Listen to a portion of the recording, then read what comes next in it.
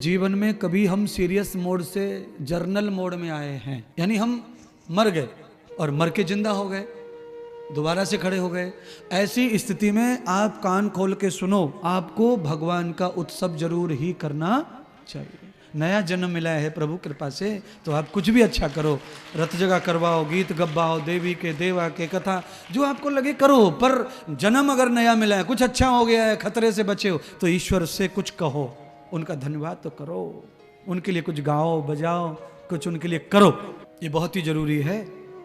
जरूरी ये नहीं है कि अटैक एक ही बार आता, हार्ट अटैक कई बार आता है, वो फेल नहीं हो रहा है, वो अलग बात है। कई बार आएगा तो आप जानते ही हैं वो फेल होने के लिए आ रहा है, पर आपका कोई पुण्य, आपकी पत्नी की पूजा व्रत, ये काम आ रहे हैं, तुम्हारे सपोर्ट हो रहा है। ये ध्यान रखना। दीवार कभी गिर रही हो रमा दूसरे घर की, और दूसरे घर की दीवार खड़ी हो, तो कभी कभी दीवार गिरते गिरते अधगिरी रह जाती है और टंगी रहती है, गिरती नहीं, किसी को मारती नहीं, क्योंकि दूसरी दीवार ने उसे संभाल लिया। तो पत्नी का ऐसा सपोर्ट मिलता है पति को, पूजा पाठ व्रत दान। पत्नियां गुपचुप करती रहती हैं और पति को वो चीज़ें ज़्यादा पसंद भी नहीं है, पर जब संकट में काम आती है पत्नी, तब पति कहता है तू सच रमा, तेरा करा हुआ सब अच्छा है। कभी कभी टोटका मोटका ढोंग लगता है, पर वही कभी कभी पुण्य बन जाते हैं। नारियल को हाथ में लो तो ऐसा लगता है इसको क्या करेंगे लेके, फालतू है ये है। घर में काट के बताओ नारियल, जरा छील के बताओ, कच्चा नारियल हरा, और रस पी के बताओ, तब पता चलेगा कि आया तो 20 रुपए का है, पर जब हम उसे काटा पाटा छेदा छादी करते हैं ना, पसीना छुड़ा देता है। इसलिए कोई जरूरत नहीं करता खुद पीने की, नारियल को दुकान पे जाके पीते हैं, कटा हुआ मिल जाए, छिला हुआ मिल जाए, छेद वाला, ला भैया पी ले। ऐसे ही है, कभी कभी ये पूजा पाठ है ना, ये ऊपर से ढोंग जैसा ही लगता है, पाखंड लगता है, पर इसके अंदर भी ऊर्जा भरी पड़ी है, अमृत भरा पड़ा है, नारियल की तरह। कसाला लाना पड़ेगा, समझ लानी पड़ेगी, मेहनत करनी पड़ेगी, पाखंड भी अखंड हो जाता है। शुद्ध पाखंड को शुद्ध करने में क्या लगता है? अरे नगर पालिका का जितना कचरा जा रहा है रोज शुद्ध हो रहा है योग्यता से। योग्यता नहीं थी तो ढेर लगे रहते थे गांव के बाहर, घूरे।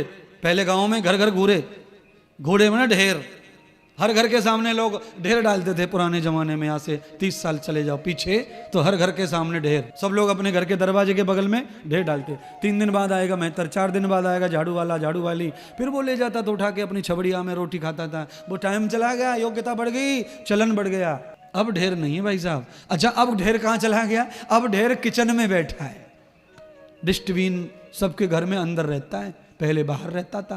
अब बताओ, कचरा निकला कि बाहर से अंदर आया? उल्टा हो गया। कचरा घर में जमा हो रहा है, जगह जगह डस्टबिन डस्टबिन डस्टबिन डस्टबिन, क्योंकि सुविधा चाहिए सबको। बाहर कौन जाएगा? डस्टबिन को बाहर भी रखा जा सकता है, घर के बाहर।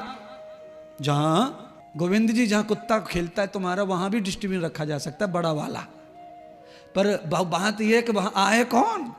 वो तो किचन की गैस सिलेंडर के पास में खड़ा होकर कोथिंबीर छीलना है और उठा के यूं डालना है?